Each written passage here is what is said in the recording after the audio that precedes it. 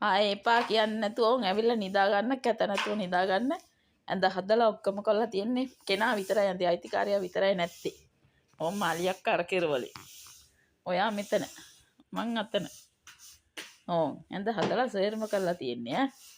අය නිකන් එහෙම නෙවෙයි. මන් නායවා මාලියක්ක පහුවෙලා ආවේ මාලියක්ක එහාටයි මෙහාට ඇඳ අදින සද්දෙට සවුතුයි බන්දූරේ ඇවිල්ලා ඇඳන් දෙක මාරු කරලා හදලා දුන්නා. ඕන් ඊට පස්සේ මං අර කළු පාට මෙට්ට දෙක දාලා රෙද්ද දාලා කොට්ටේ දාලා හදලා තිබ්බා.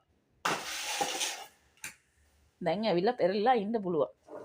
අද ඉන්නනේ තිබ්බේ කොල්ලට කියලා. අද ඉන්නනේ තිබ්බේ.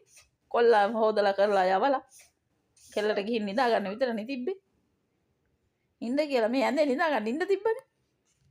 එහෙනම් අපි දේශු පීඨය දැන් කීයද වෙලාව එකමාරක් පහු වෙලාද කොහෙද?